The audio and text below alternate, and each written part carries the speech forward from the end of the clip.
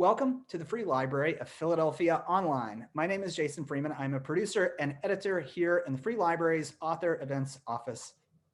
And I'm pleased to be here to introduce tonight's guest, Charles Kenning, a senior fellow and the director of technology and development at the Center for Global Development. Charles Kenning has extensively contributed to policy reforms in global health, UN peacekeeping, and international financial corruption, among other urgent issues. A contributing editor at Foreign Policy magazine and a contributor to Business Week, he is the author of Getting Better: Why Global Development is Succeeding and How We Can Improve the World Even More. A very great, uplifting, ambitious title. And The Upside of Down: Why the Rise of the Rest is Great for the West. Also a title I love. He is here tonight with The Plague Cycle: The Unending War Between Humanity and Infectious Disease.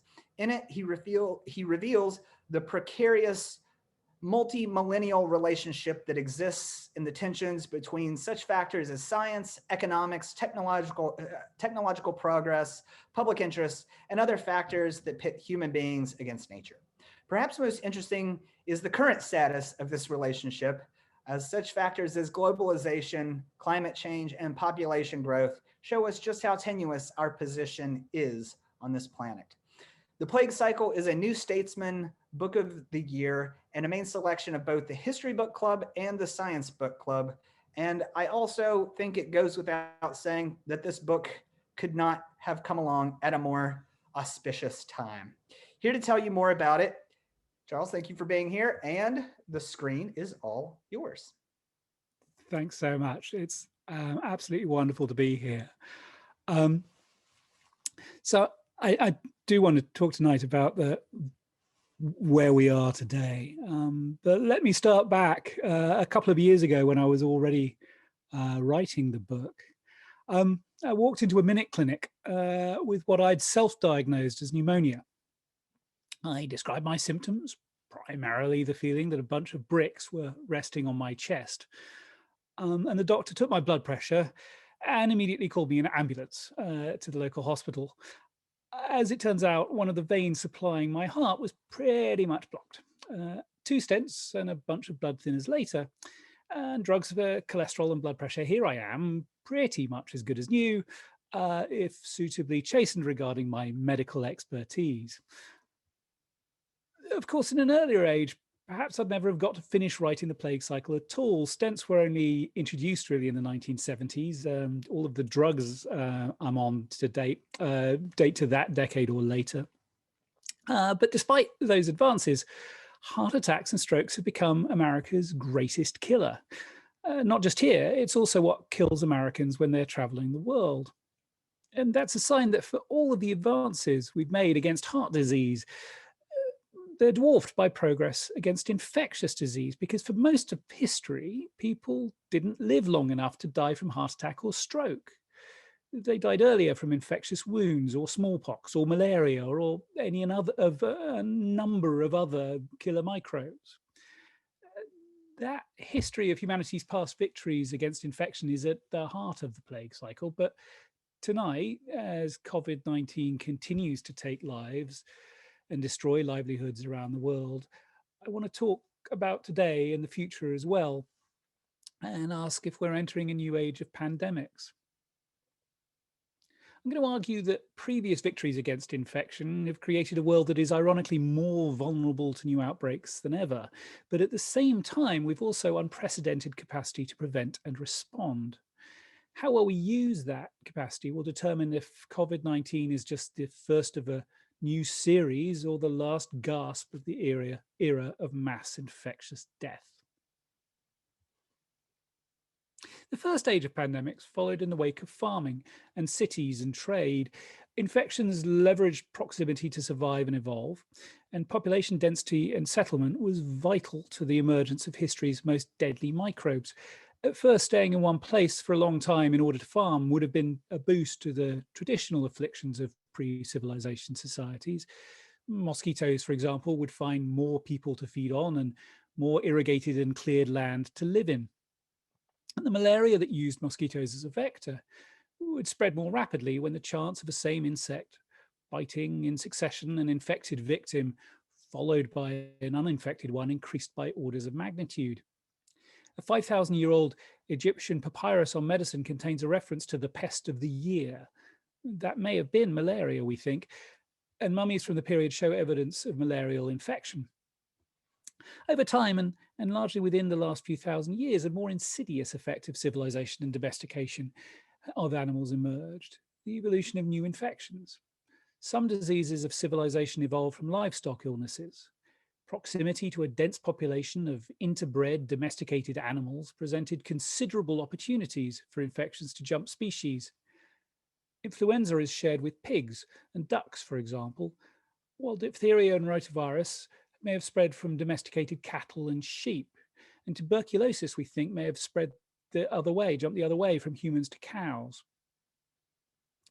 And human population density of the kind that can only be accomplished thanks to agriculture really matters to a number of the most harmful single species diseases that emerged thanks to civilization. For example, at some point, measles jumped species from cattle to humans. First symptoms are a cough and sneezing, which is how it spreads. Only later does the characteristic rash develop. Hosts can die from complications related to a swollen brain caused by encephalitis, or diarrhea and dehydration, also pneumonia.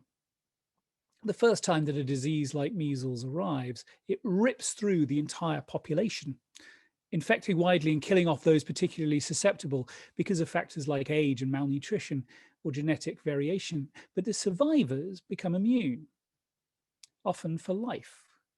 And if most of the population has been exposed, that creates herd immunity. The number of potential victims has shrunken, so the chance that a coughed out measles virus reaches a non-immune host drops. If that chance falls far enough so that the average person with measles infects less than one new victim, the epidemic eventually dies out. Newborns don't inherit measles immunity, however. As a new generation of potential host grows, herd immunity falls and measles returns to ravage the population of previously unexposed children. A measles victim is likely to pass on the infection to 12 or more people in unexposed populations. And that means for herd immunity to defeat a measles outbreak, more than 92% of the community needs to be individually immune. In turn, that suggests only a few years of new births is required before the proportion of immune kids drops below the share necessary to preserve herd immunity, and measles can strike again. But it has to stay in a connected population somewhere. And the estimate is that to survive and reinfect later generations, measles needs at least 500,000 people living in close proximity, otherwise it dies out. Early empires connected by trade were large enough to keep measles going.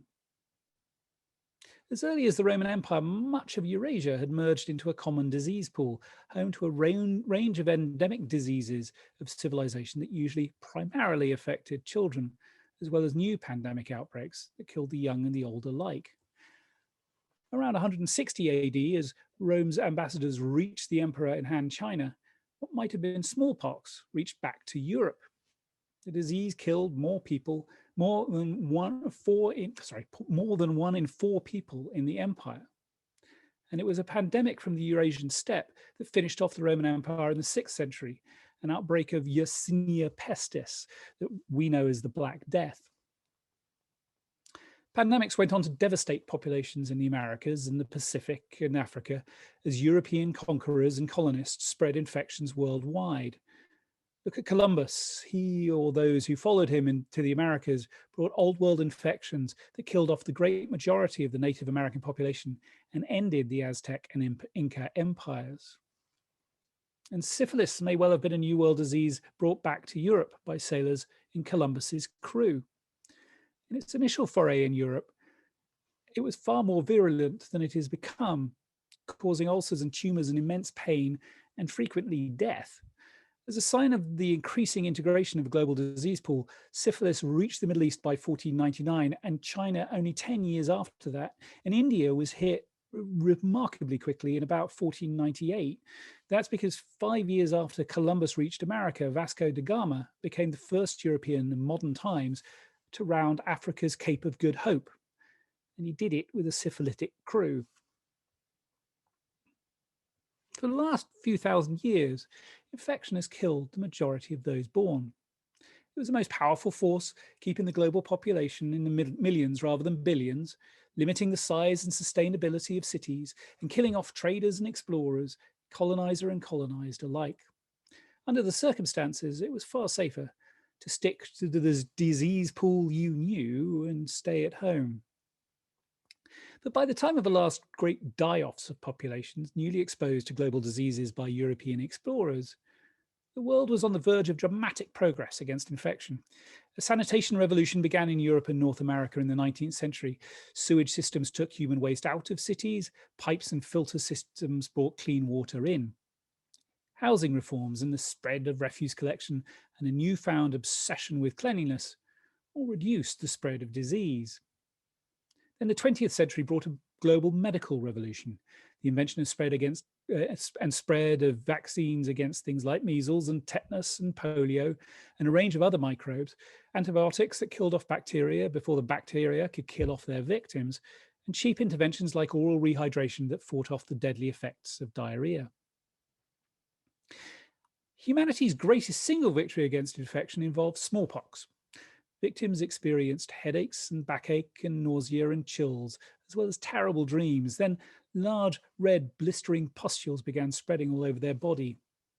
Their eyes scarred to almost complete blindness, and renal failure and pneumonia came behind, all too often followed by death.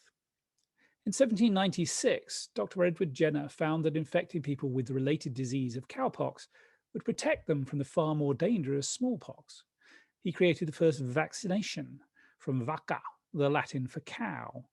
Soon after, we saw the first global vaccination campaign. In 1803, King Charles IV of Spain shipped 22 orphans across the Atlantic on the sailing ship Maria Pita. Vicente, age 7, and Pascual, age 3, were infected with the cowpox as the ship sailed. And as the cowpox reached its peak, pus was withdrawn from their poxes and injected into 2 more children in turn.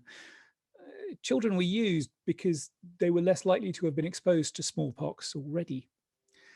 And the serial process ensured there'd be a child ripe with the pox available to provide the vaccine to American populations after the crossing. At each stop, more children were drafted to support the effort. The Maria Pita provided vaccines to Venezuela and Mexico, and then having crossed to Acapulco, the vaccination campaign recruited a new set of children to continue the cowpox chain across the Pacific. From Manila, the expedition spread across vaccines across to Macau and Canton before returning home. Taking the Venezuelan vaccine strain across South America, Spanish Army surgeon Josep de Salvani led the campaign across the Andes to Ecuador. Despite suffering from diabetes and malaria and diphtheria and tuberculosis, as well as losing both a hand and an eye, Salvani continued the vaccination campaign down through Buenos Aires to reach Bolivia in 1810. There, he collapsed and died at the age of 36, with the expedition having vaccinated 1.5 million people. Jenner called it a glorious enterprise and predicted vaccination could wipe out the disease worldwide. He was right, if 1.5 centuries in advance, because in 1980, the global smallpox eradication campaign actually did succeed. Hundreds of millions of people died of smallpox in the 20th century. But since then, only one person, a lab technician, has died from the disease, infected from an accidental release of a scientific sample. But that's just one example. The number of cases of guinea worm, a parasite that causes excruciating blisters, vomiting, and dizziness, has fallen by more than 99.9% worldwide over the past 2 decades.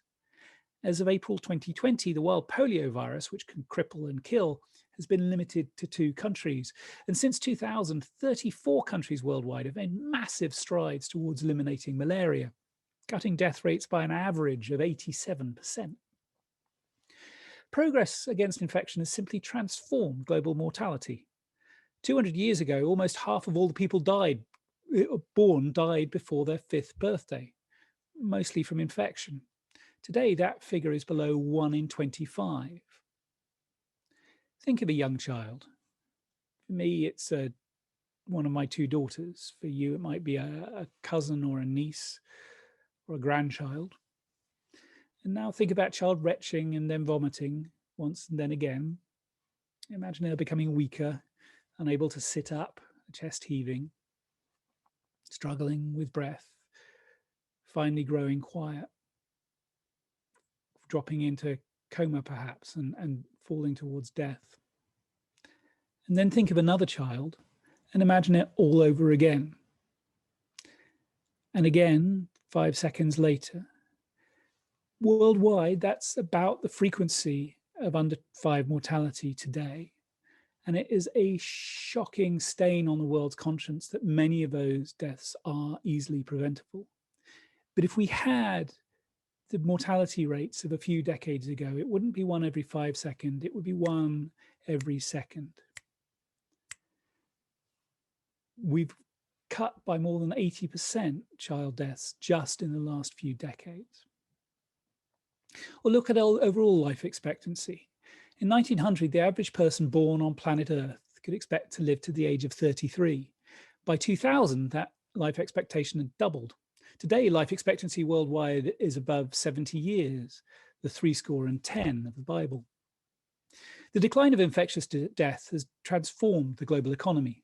Not least, it's made city living in particular considerably safer. In many of the world's poorest cities today, most urban population growth isn't due to migration like it was through most of history, but city residents having children that actually survive longer than their rural cousins. That is a complete reverse from the past and helps to account for the global growth of cities. In 1960, about 1 billion people lived in urban areas worldwide. Today, that's closer to 4 billion, the great majority of the people on the planet. Urbanization has always been key to economic dynamism. Putting producers and consumers close to each other helps both benefit from scale and diversity, a better workforce, cheaper products, and more variety. And urban areas are the centers of technology advance because entrepreneurs and inventors learn from each other. In the US, 96% of new product innovations occur in metropolitan areas. The half of the world's population that lives in towns and cities generates more than 80% of global output. And international travel is far less risky than it used to be until this year. I mentioned that if you see what kills Americans when they go abroad, it's the same thing that kills them at home, like heart attacks. Hardly any die from infection. Our victories against microbes have made the world safer for globalization. And the effects of lower infection go beyond that. If kids are more likely to survive childhood, parents have fewer children and they invest more in those kids' education. That's a big reason why the average woman worldwide, who used to have 6 or more kids, now has closer to 2. That's why we're moving from a world full of young, illiterate people to a world of the old and educated, with knock-on effects from gender equality to reduced violence. 2020 saw a dramatic reversal in our progress against infection, of course, and it has demonstrated the irony of that progress. It has helped create the perfect environment for the emergence of a new disease outbreak, and for that outbreak to have catastrophic global and social economic impact. We saw that the density and connectivity were key to the emergence of new infections in the first age of plagues. Thanks to our victories over older infections, we live on a more densely populated and connected world than ever before. A single crowded New York subway car can hold about 250 people, for example. Through most of history, the great majority of humans will have lived in communities of that size or smaller. And in an age before motorized transport or decent roads, many people barely left their village. With a human population 250 times that of 4,000 years ago, some living in cities that are more than 100 times the size of the largest city back then, diseases are more likely to find new hosts before they burn out. And to that add to that a burgeoning population of farm animals, original source of some of our most deadly infections, including flu and measles. The number of chickens worldwide has climbed from 4 billion in 1961 to 22 billion today. More than 3/4 of all that chicken is raised in huge factory farms, and those farms often use antibiotics to speed growth. But that also gives microbes a leg up in the struggle to develop resistance to the medicines meant to kill them. Over longer distances, the mechanisms of disease spread have sped up as well. In August 1519, a flotilla of Spanish ships under Ferdinand Magellan set out on the first attempt to circle the globe. 3 years later, one of the ships made it back to home port. Compare that to 1976, when a Pan Am 747 carried 96 passengers around the world in 46 hours. Give or take, that's 1/500th of the time that Magellan took for his expedition. When tourists can travel around the world in a day or two, so can their diseases. And more than 1 billion international trips are taken worldwide in the course of a normal year. A global world of cities supports a considerably higher quality of life for humanity, but the last year has demonstrated that it can also be brought to its knees by emerging infection. And it would be great to think that COVID-19 was a one-off, but since 1970, we've seen the emergence of a host of new infections, including severe acute respiratory syndrome, avian influenza, Nipah virus, Hendra virus, Ebola, Marburg fever, Lassa fever, variant Creutzfeldt-Jakob disease, whitewater arroyovirus, and hantavirus. That's not to mention re-emerging and evolving diseases, including multi-drug resistant tuberculosis, monkeypox, dengue and yellow fever, drug-resistant malaria, and even drug-resistant plague. Evolutionary biologist Catherine Smith and colleagues at Brown University studied more than 12,000 reported disease outbreaks worldwide since 1980 and concluded that both the number of diseases and the number of outbreaks has been increasing over time. Given how rapidly microbes can mutate and then spread, new global pandemics will surely continue to hurl themselves at humanity. Many infectious diseases tend to follow cycles. Flu seasons move back and forth between hemispheres in a regular yearly pattern. Epidemics of diseases like measles and smallpox would strike every few years or decades as the number of new potential victims in a community climbed. The plague of the Black Death spread mass mortality in the 6th century, the 14th century, and the 19th century at times of instability combined with closer global connections. And some epidemiologists argue that we're in the midst of a new stage of an even longer cycle. After the first transition towards greater disease threats sparked by the rise of farming, followed by a second transition towards reduced threat thanks to interventions including sanitation and vaccines and antibiotics, we're now in a third epidemiological transition, back towards greater infectious risk as a result of emerging new diseases spread worldwide by globalization. What to do in response? Well, this year we've seen the immense cost of trying to stay apart, the economic collapse that accompanied COVID-19. Social distancing orders and the closure of mass transit were necessary, but utterly unsustainable over the long term. And we can't simply unravel globalization to stay safe. Columbus's small crew was enough travelers to help spread an infection worldwide, and the record suggests that pandemics in the last few decades have been delayed at most weeks in most countries by travel restrictions. The world as a whole still reacts really poorly to new disease threats. Rather than deal with the risk before it emerges through better sanitation and stronger health systems, or as it happens through better surveillance and screening and isolation and research, we respond late and in panic. And we're abusing our most effective tools against disease, not just misusing antibiotics by feeding them to farm animals in bulk, but also leaving our children unvaccinated, funding research on new bioweapons while underfunding new vaccines, and letting weak medical systems fester in the world's poorest countries. At the same time, the last year has also demonstrated we can develop responses to disease threats in record time, not least from the first detection of COVID-19 to the effective vaccine rollout has taken less than 12 months. Some countries managed to weather 2020 with very few cases thanks to track, trace, and isolate regimes alongside social distancing and mask mandates. And that points to how we avoid a new age of pandemics.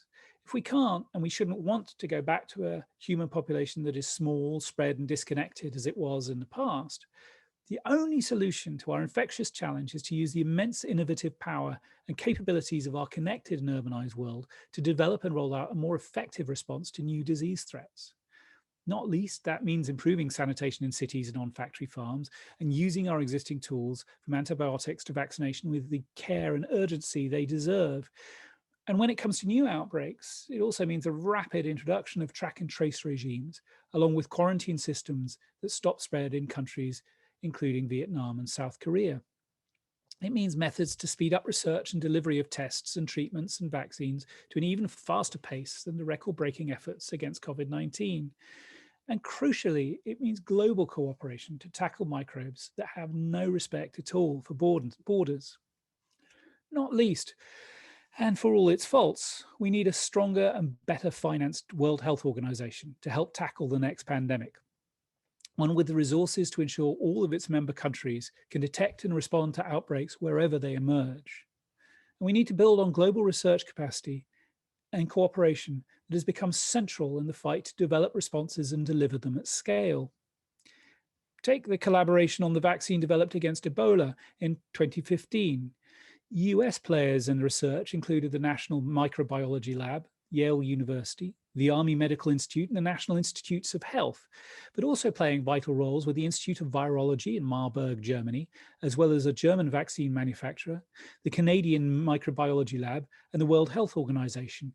And 9 separate countries were involved in the clinical trials to determine if the vaccine worked. We'll look at the COVID vaccine produced by Pfizer, developed by Turkish immigrants working in Germany, produced by an American company run by a Greek CEO. We work faster and more effectively against global pandemics if we work together. A world of billions living in globally connected cities will always be prone to new disease threats.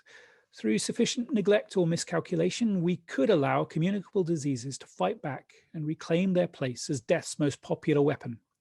History suggests that such a reversal would shape the coming century more than almost any other conceivable event, more than climate change, far closer to limited thermonuclear war.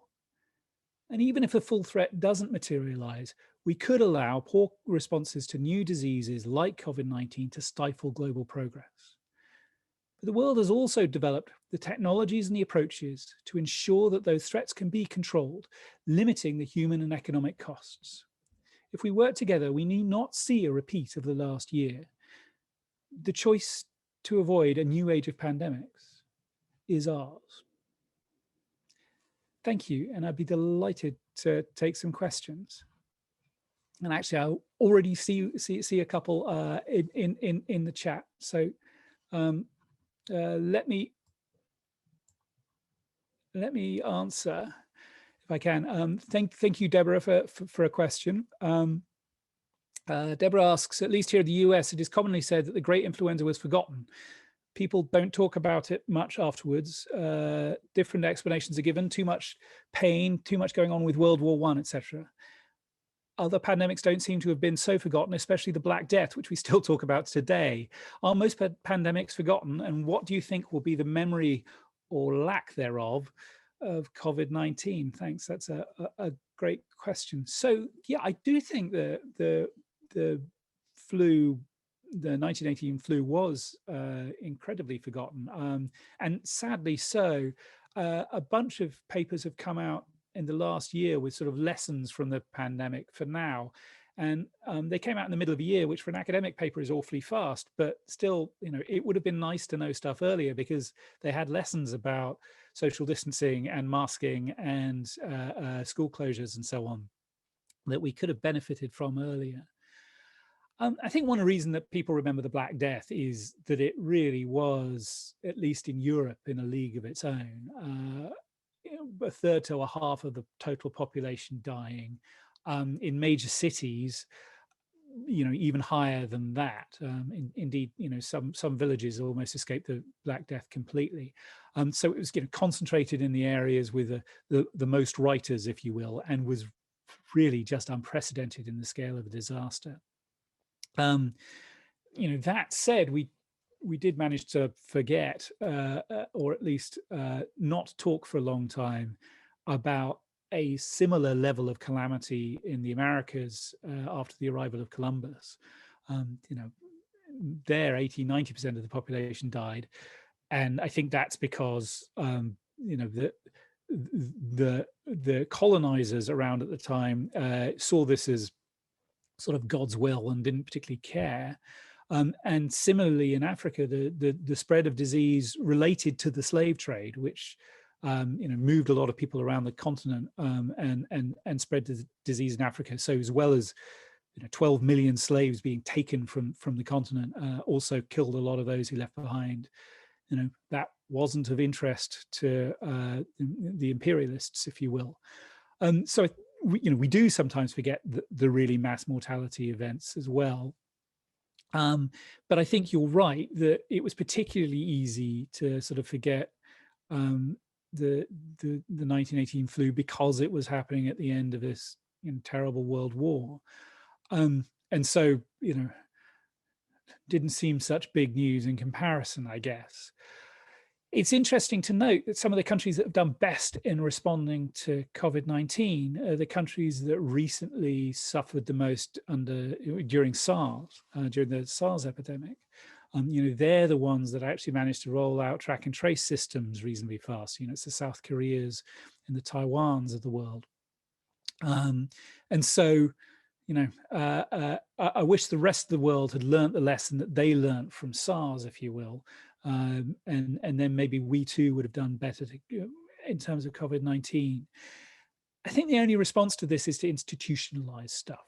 It's to make it, not something where we need to have, really fantastic leaders who happen to be up on the history of infectious diseases. We need to have the sort of automatic processes in place to respond. Now, to be fair to the world, we sort of have some of them. The World Health Organization, for all its faults, did fairly rapidly declare this to be an emergency of international concern, and use the international health regulations, the international treaty we have, in order to suggest responses and so on. I think also we learned that the power of a WHO is not as much as it needs to be to respond properly.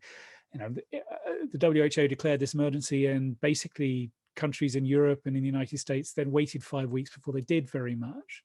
And those 5 weeks were enough that it was pretty much impossible to respond in the way that a South Korea or a Taiwan did by the time we started to respond, because there'd already been too much spread.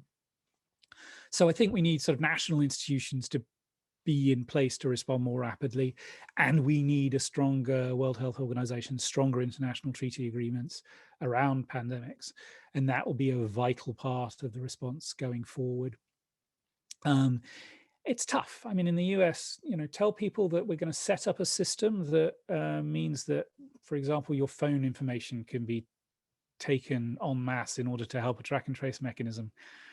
It's the kind of thing that sets off alarm bells, right? I think you really need to have a fairly major crisis before people are willing to do it. I hope that one of the results of COVID-19 is people go, yeah, right, we see the need for this in emergencies. We're going to set up a system that, while preserving privacy and only to be used in emergency, can allow for a decent track and trace system.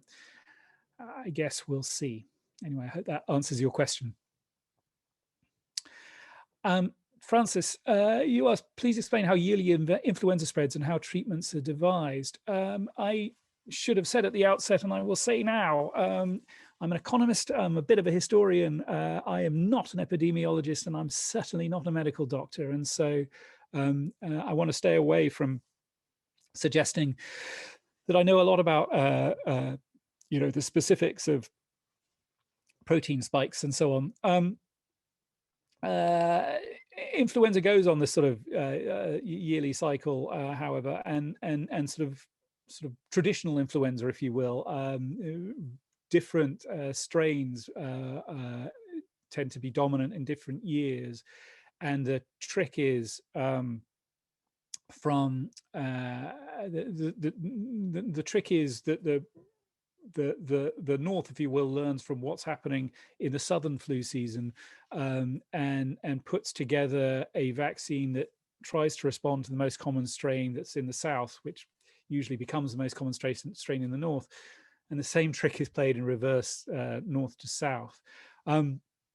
But because there are a bunch of different strains, and because sometimes there are new mutations and so on, that's one of the reasons why the flu vaccine, while effective and while everybody should get it, is not 100% effective in most years. Of course, this year we've discovered an old-fashioned way to deal with a disease like an infection like the flu.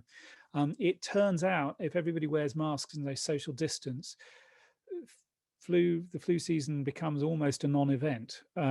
These traditional approaches work, if you will. And so, again, maybe that's a lesson for next time. By golly, I don't want to go to permanently wearing masks. And I certainly don't want to go to permanent social distancing. But thinking a bit more through, people who are sick with the flu, please stay home, and making it possible for them to do that. I think is one of the things I hope we learn from the last year and a half. Brian, aren't factory farms a liability, and isn't vegetarianism indicated by your thesis? Interesting.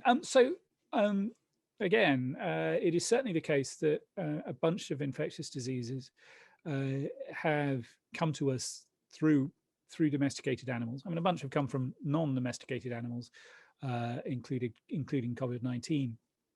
But a bunch have come from domesticated animals. I do think it is irresponsible, extremely irresponsible of the world to be feeding most of its antibiotics. Most antibiotics produced each year are not given to humans, they are given to animals. And most of those antibiotics given to animals are given to slightly speed the growth of chickens and pigs and cows. And I think that's, because it is a fantastic way to increase antimicrobial resistance, and because antimicrobial resistance is already a really serious issue, we're seeing hundreds of thousands of deaths a year worldwide. I don't understand why we let that happen. Vegetarianism is one answer. Clearly that would deal with the problem. But at the least, much more responsible farming techniques. And countries like Denmark have shown you can do this at a fairly low cost. Better sanitation, more vaccination of animals, much reduces the need for antibiotics. You can get rid of using antibiotics for growth altogether, but even the need for antibiotics to treat sick animals, you can much reduce through sanitation, through vaccination. And so, if we are going to keep on eating meat, and I think much of the world, is, at least for the time being, then at least we should be being much more responsible about it. And, perhaps, especially with the emergence of fake meat, I can completely imagine the parts of the world where meat consumption is rising because people are getting richer. You can imagine them moving on to a much more sustainable path, a bit like we're seeing somewhat, not fast enough, but we're seeing developing countries move onto a more sustainable energy path than the United States or the United Kingdom did, using more solar power, more renewable energy than we did when we industrialized. Perhaps when, as they see industrialization of our agricultural system, we'll also see them using much more sustainable techniques, including vaccination, including less antibiotic use on the farm and sanitation, but also including fake meat. And perhaps, vegetarianism will also spread earlier and faster than it has been in the West. Sorry, I need to go down, and I'm failing miserably. There we go. Sorry, technical difficulties. We go. Sorry. Peter, thank you. Are there warnings on your radar of future pandemics and viruses? Also, do you think the long term, this pandemic changes the way we look at global health and prevention? Thank you for that. So again, not an epidemiologist. So epidemiologists are tracking zoonotic diseases, animal diseases that they think, with not too much change, could spread to humans. Not too much genetic change, or just bad luck, could spread to humans. So I think there is definitely that potential. It would be no surprise, as I mentioned, we've just been seeing a lot of new diseases emerge. So it would be a surprise if it suddenly stopped, to be honest. Sadly, also we're seeing, COVID-19 seems to be busy mutating in ways that might keep it around for longer than we might hope. Although so far, most of the vaccines seem to be holding up. Does this change the way we look at global health and prevention? I hope so. I really do. There are a bunch of old technologies that we should be using better, and a bunch of new technologies that we should be rolling out faster. So, and sort of prevent these things happening in the first place. As I mentioned, sanitation on the farm is something we should be doing better. Sanitation in the city is something we should be doing better. Especially in developing countries, a lot of people do not have access to a decent toilet, and that helps spread disease. They don't have easy access to clean water supplies, and that helps spread disease. It's a current mass killer to them today. It is also a great risk for the rest of the world in the future, in that the more diseases spread around, the more opportunity they have to mutate, the more opportunity they have to spread outside the countries they start. So, it's good for all of us if the world clubs together and makes sure everybody has access to clean water and a decent toilet. It is good for all of us if the way that meat is grown, processed, and handled is improved. So, there's sort of a bunch of old stuff we can do. There's also, a bunch of new stuff. The COVID-19 vaccines are partially based on new technologies of vaccine creation. We need more of them. We need new antibiotics. So we should be doing more of that. And we need to work together to do this, because as COVID-19 is demonstrating, yet again, infections are no respecter of borders. And so, this has to be a global effort. And I hope, in particular, that is one lesson we learn. Before COVID-19, and indeed in the early weeks of COVID-19, many in America were proudly trumpeting the fact that the US came #1 in a global ranking of pandemic preparedness. Look how much good that did us. The US does have immense capacity in research. It has some of the best hospitals. It does have some of the best isolation facilities. But it turns out that you need a bunch of other stuff for pandemics that the US isn't the best at. And that's going to be true of future pandemics. Some we're going to be able to handle really well, sort of all by ourselves, and will be no threat. Others we won't. And the best way for us to deal with those pandemics is to stop them before they spread, or indeed stop them emerging at all. And that's why these other techniques are really important, and they're important not just in the United States, but worldwide. No country, no person is an island when it comes to infection. Pardon me if I mispronounce Ardeshir. Thank you. With the strengthening of the anti-vaxxer movement, there are people that are indifferent if they get a communicable disease, basically acting as a biological grenade and spreading disease. What is ethical and legal responsibilities of societies when it comes to anti-vaxxers? So,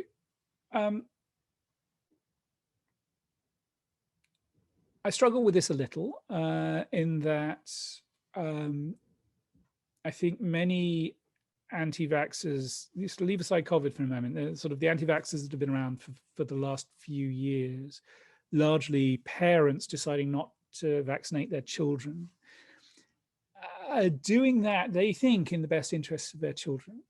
I think they're very wrong, but they are motivated by love, if you will, not by malicious intent. It's still a huge problem. And it's a huge problem, obviously, not just for them, right? My kids are vaccinated. Why should I care? Well, I mean, the reason I should care, even if my kids are vaccinated against the diseases that their kids aren't, is a lot of people are immune compromised and can't get vaccines. And if their kid, if some kids who can get vaccines don't get vaccines, that adds to the risk that herd immunity fails and infections become common in society. And for those people who can't get vaccines, that can be a death sentence. Who really can't, for medical reasons, get vaccines, that can be a death sentence. And because of that, I believe that there is a strong public policy rationale for strong state intervention, by which I mean doctors who pander to parents who don't want to get their children vaccinated, I think should be struck off. There are doctors in the United States who are saying, well, I don't think there's any evidence that vaccines are dangerous, and as far as we know, they're efficacious. But I'm told by parents that they think there are concerns and there are worries with them. And who am I to argue? So I think the parents are, right not to vaccinate their kids. I think that is medical malpractice. And beyond that, I think that the state has the right to say, if you're going out in public settings, you need to be vaccinated. So if you're going to school, you need to be vaccinated. You cannot put other people at risk by the decisions you take like that. You can't drive drunk because you might kill somebody else. You can't walk around unvaccinated in public areas with lots of people because you're unvaccinated. And so I do think there is a case for coercion, but I'd like to repeat, I don't think we should demonize many of the anti-vaxxers. I think they are acting in what they see as, sort of the best interests of themselves or their children. But, we as a society have the right to demand certain behavior on their behalf. And in particular, we have the right to make sure, doctors behave responsibly. I'm talking too long with each question. These are fascinating questions, and now there are a bunch of them. Sorry. So thank you. But is it? It's a question from Adisha again. Is it possible that our production of new antibiotics cannot match mutations of organisms, hence new infections with no treatments? Certainly.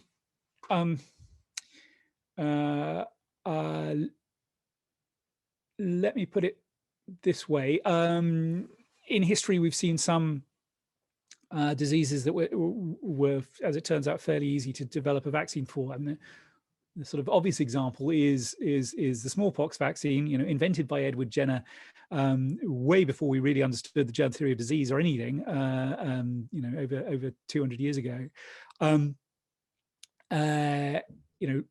Sort of lucky coincidence figured out that people with cowpox didn't get smallpox, and so started giving people cowpox, and sure enough, they didn't get smallpox. Cowpox is a comparatively harmless infection, and I mentioned a little bit about it in the talk. So that was easy. Measles has turned out to be fairly easy, and sort of pretty much the same measles vaccine kept on working year after year after year.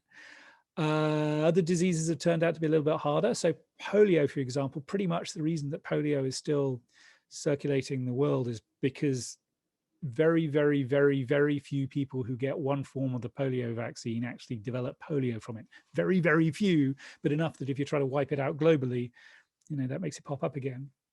There is another vaccine, more expensive, but there is another vaccine that doesn't do that. And now we're sort of switching over to using that one in an attempt to really finish the job and wipe out polio worldwide.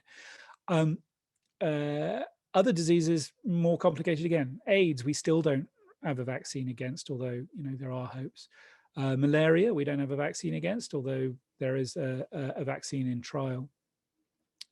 So, depending on the nature of the disease, it's easier or harder to create a vaccine. Infectious disease, it's easier or harder to create a vaccine against them. In the case of COVID, it seems to be mutating quite fast, but again, currently it seems that most of the vaccines are effective against most of the variants. And certainly there seems to be confidence amongst the vaccine makers that they can develop, they can sort of keep up, that they can develop new versions of the vaccine to protect against these new mutations. So the sort of the broad picture is positive, but by no means is it certain that next time we'll be as comparatively lucky as we were with COVID-19. That basically we actually developed the first vaccine within a couple of days of knowing what its genetic structure is, and then sort of the time between that and rollout was all making sure that the vaccine was safe.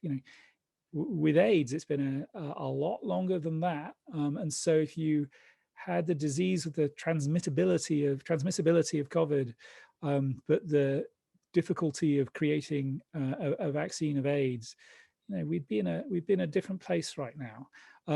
And again, that's why the best solution in these cases is not to allow the disease to emerge in the first place, or tamp it down really, really fast. Again, that speaks to this is a global issue and we need a global response. How did Europeans deal with smallpox before the vaccine? Did most people get it? Does that mean most people bore those scars? Short answer, yes. Most people did, or at least, no, I think it's fair to say most people did. If you look at the Stuarts, I look at the British royal family of the 1600s in the book, the Stuarts, and pretty much it's a story of all of them dying of smallpox one way or another. I exaggerate, but and that's sort of what wiped out the whole royal line, was one case of smallpox after another. Charles I being an exception, he had his head chopped off, but many of them died of smallpox. Royalty was no protection. The first change in that was variolation, which actually was probably Chinese innovation, although we're not 100% sure, which sort of spread through Asia 100 years before, a little bit after the Stuarts died out, spread through Asia. And then a wonderful character who I talk about a bit in the book, Lady Mary Wortley Montagu, went to Turkey and saw somebody variolating and spread it to Britain. What variolation is taking a smallpox scab and scratching open somebody's arm and sticking the smallpox scab in their arm, or taking a smallpox scab and leaving it in steam for a bit and then stuffing it up their nose.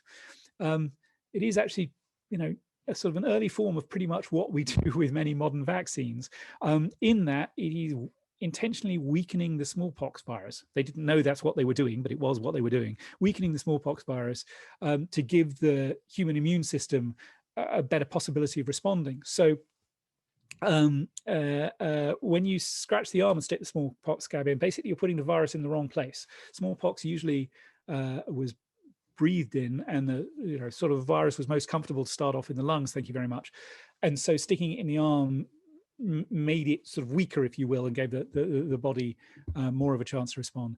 Steaming the scab obviously killed off or weakened a lot of the viruses, and so had the same effect. And again, attenuation is what that's called, and it is pretty much the mechanism we use to create a whole bunch of modern vaccinations. It's just sort of in a different form.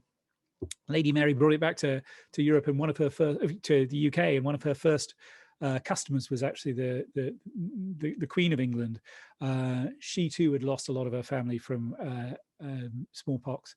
And so actually, British royals started dying at a lot lower rate after Lady Mary came back, because although variolation was not nearly as good as vaccination, I mean, it actually quite often gave people a full bore case of smallpox and killed them. It was a lot better than just waiting around to get a case of smallpox, sort of the normal way, if you will. So did reduce death rates. Jenner discovered, sort of thought about his cowpox solution because milkmaids were traditionally thought of as being very beautiful in Britain because they didn't have scars, or at least this is one story. They didn't tend to have smallpox scars. Why? Because they all caught cowpox. I don't know 100% if that's true, but it's a lovely story. Moving on. Walter, how were plagues in the ancient world spread so widely when so few people seem to travel far from the places in which they were born? And prior to the SARS epidemic, are you aware of any viruses that were airborne? Last part, easy. Yes, there are a bunch of previous viruses that were airborne, including smallpox. Sorry. How were plagues in the ancient world spread so widely? So it doesn't take very many people to spread a plague. You just have to be unlucky, if you will. So I mentioned syphilis. I don't know if you count that as a plague, but that only took a few of Columbus's ships to get across the Atlantic, and then only took a few of Vasco da Gama's ships to get to India. The timing of the Black Death, though, is interesting, or the timing of the Black Deaths, if you will. So the first was at the end of the Roman Empire. Rome and China, there were these ambassadors that made it to China from Rome, and China was definitely aware of the Roman Empire. There wasn't too much direct contact, but there was a lot of indirect contact. Thousands of Roman traders in India, for example, and goods traveling back and forth across Asia. Camels, as it turns out, can catch the plague, and they may have been used for a lot of the of carrying goods across the Asian steppe. So when you had all the camels and the traders, you had enough people to spread diseases across the Eurasian landmass. That trade sort of collapsed after the Roman Empire, but then started up again just before the 14th century as the Mongols create their empire across Eurasia and make it much easier for trade to happen between China and Europe. The interesting thing about the Black Death, the 14th century Yersinia pestis event, is it's arguable if it hit China at all, and that speaks to two things. One, we think that the kind of natural habitat for the rodents that are the source for Yersinia pestis, where it lives when it's not hanging about in humans. We think they live somewhere in the middle of the Eurasian steppe, or at least did live in the middle of the Eurasian steppe, and that's where the source was. Now, the trade between Europe and China, both in Roman times and in the 14th century, was unbalanced. Actually, it's a bit like the trade today. Money went one way, gold and silver went one way, and goods came the other way. Silk and so on came the other way. Gold is not a great thing for rats to hang out in as they're trying to go across the steppe, and rats are a usual part of the cycle that gets you from so basically fleas with plague live on rats that also have the plague, and rats tend to carry the plague around the place. The fleas on the rats carry the plague around the place, and then the fleas, when the rats die, they jump off, they infect the humans. So having a bunch of rats around really helps the plague spread, and European cities certainly provided that in the 14th century. But so did caravans coming across. So caravans coming across with possibly plague infected camels, but also a bunch of rats hanging out in the silk bales and so on. Easy to go one way. Rats don't particularly want to lie on a pile of gold going back the other. And so it may be that was one reason why the plague seemed to go from the middle of Asia to the west, to Europe, and not so much from the middle of Asia to the east, to China. And so trade deficits can be deadly, if you will. So what was the next question? LK, what are your thoughts about vaccine distribution? Also, how likely are we to see a new pandemic from COVID variants? Again, not an epidemiologist. As I say, from what I hear from experts, but listen to them, not me. It seems that the vaccine makers believe that we can keep up pretty well, but you will notice that at the moment most of us aren't vaccinated, and more of us are vaccinated here and in Europe than are in the rest of the world. And the only way we'll really defeat COVID is if we defeat it worldwide. And so we need a lot more vaccines. Now, the good news about that is not only do we have more than one vaccine, we have Pfizer, we have Moderna, we have AstraZeneca, we have a bunch, and a growing number. So Johnson & Johnson should come online fairly soon.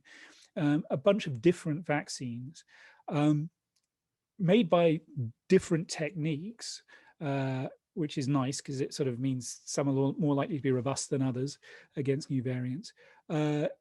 Licensed, so many of these vaccines are not just being made by one company; they're being made by Serum Institute of India is busy making a licensed vaccine and so on. So pretty soon we should have a fairly awesome supply of vaccines and actually be able to manage worldwide vaccination.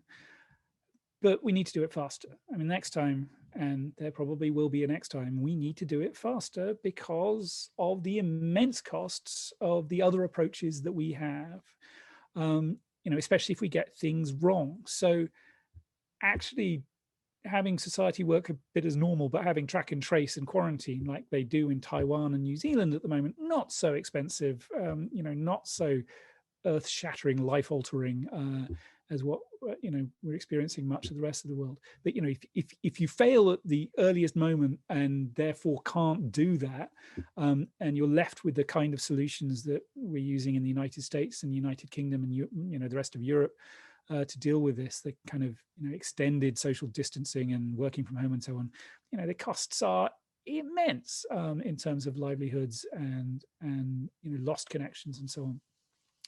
So the more we can reduce the period that we need that kind of thing and have instead mass rollout of vaccines very fast, the better. Now, there are some parts of this process that are going to be hard, at least in the short term, to reduce too much.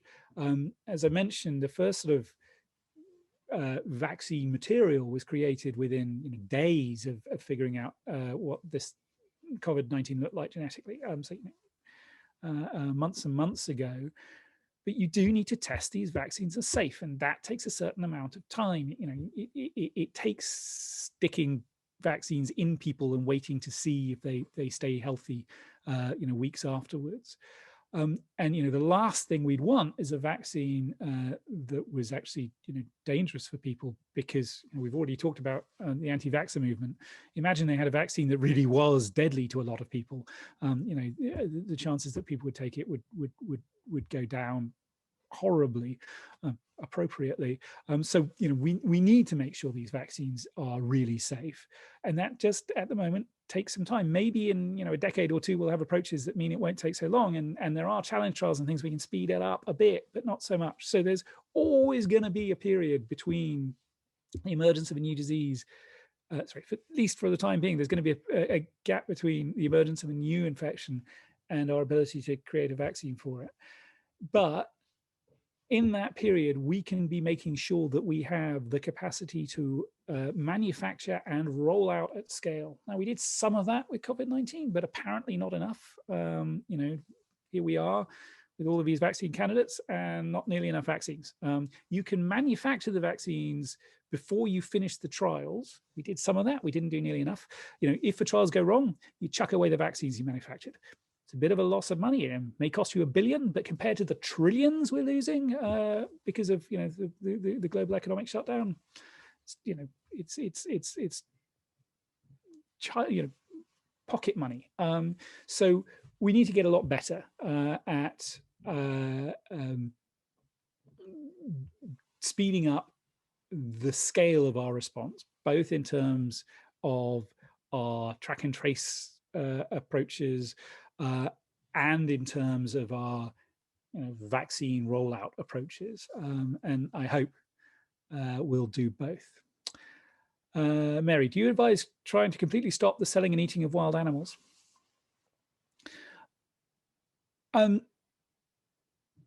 So in a way that would be easy for me to say. I don't eat much meat and I'm rich. In global terms, it must be in the top 2 or 3%. Probably most of the people listening in global terms, I'm sure not in the US, but in global terms, you're in, you're in the top 2 or 3%. Just because everybody, sort of, because the US is one of the richest countries in the world. So I'm not the main market, if you will, for wild animals. I do think, especially in places where you've got a large population of people, these wet markets in towns where they are, wild animals are delivered live, sort of chopped up in front of you and passed on. At least we need a lot more regulation of that. And I hope that that's something that, becomes apparent to the places where it happens more. But as I say, I'm a bit loath to say just ban it, because I can afford to buy fancy steak if I want to,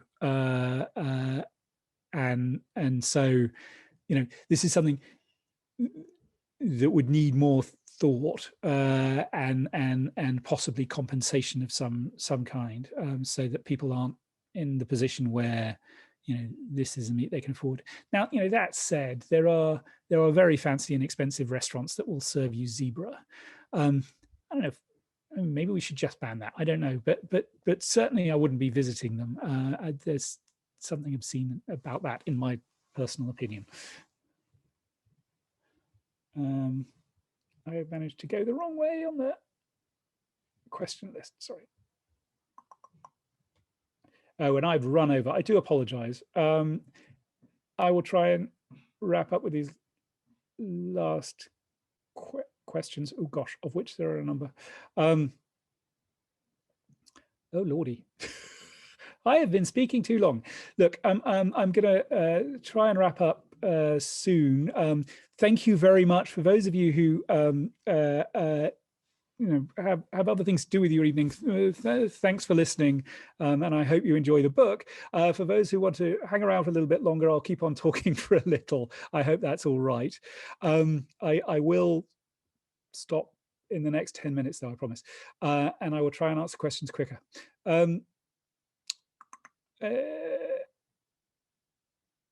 So Sean, given the major differences between smallpox and COVID-19, most notably a vaccine, what can we apply from smallpox outbreaks to our current and future outbreaks for which we don't have vaccines? I'd say one big thing you can take from smallpox experience is we did wipe it out. It was a global effort. We have all saved an immense number of lives and money as a result. You and I, sorry, I don't know your exact age, but certainly I'm 50 and I didn't get a smallpox vaccine because there wasn't any need, because we'd wiped it out worldwide. And that's just an immense saving and a great thing. So I would say that, one thing we definitely learn is the importance of global cooperation and the advantage of getting all the way to wiping out diseases when we can. We can't always. COVID-19, for example, we think came from bats, and if it's sort of circulating in bats, it would be hard to really completely get rid of it. But maybe we can control it enough that it becomes a non-issue. Mary, is there any past history of vaccines being developed and dispersed only to find the virus mutated and needed a different vaccine? I mean, yeah, sort of flu is sort of a bit like that, and COVID maybe. There were these results today about the South African version of COVID that we think emerged in South Africa, possibly being one of the new vaccines not being as effective against it. We will see. Beauregard, Charles, you run the world and can impose one restriction to prevent pandemics worldwide. What is that restriction? Regardless of any issues of personal rights. Well, I mean, the easy one would be nobody's allowed to see anybody, right? And I guess that's, thereby is the rub. It would be easy to stop pandemics. We could just stop living, or at least, completely stop human interaction. There are always going to be trade-offs. We make them year in and year out.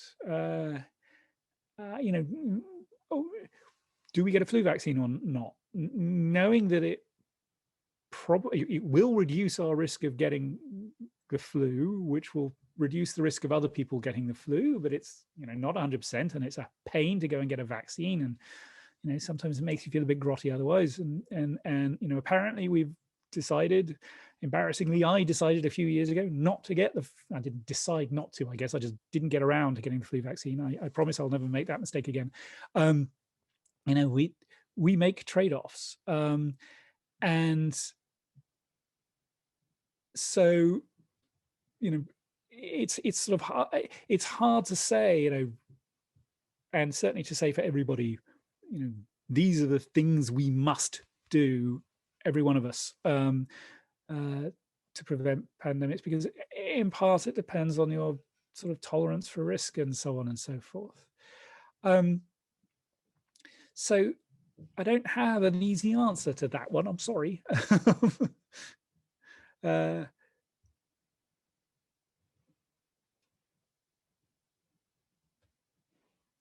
Sorry. Oh, Deborah has made an important correction based on the fact that airborne in medical terminology has a very particular meaning, and apologies.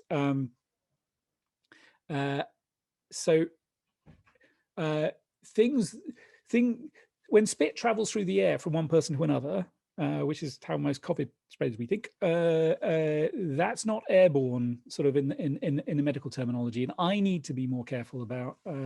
Sometimes I use that language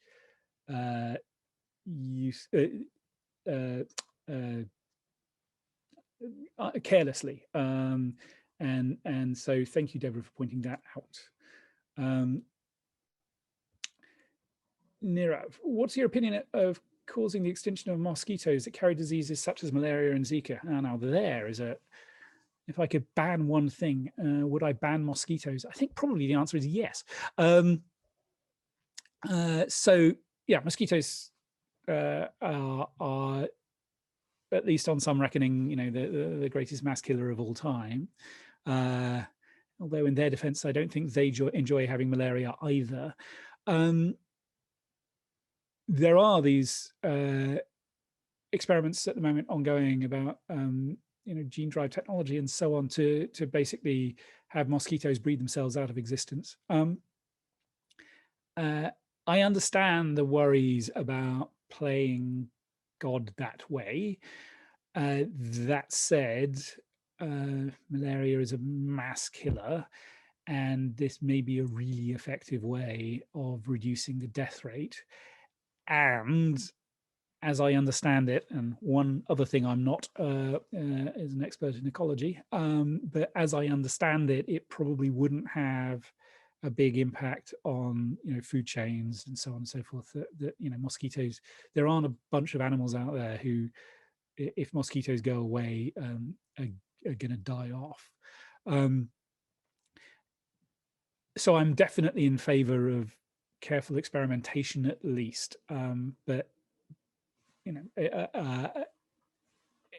accept why people feel a bit doubtful about the approach.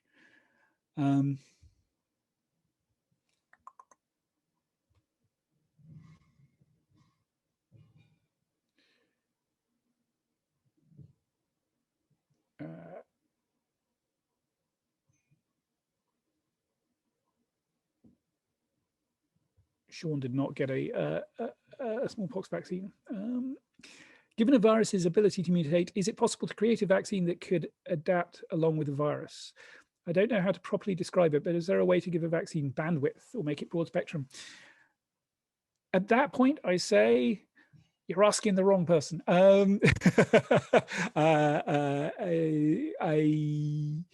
It does seem that some vaccines, so some combination of microbes and vaccines mean that the same vaccine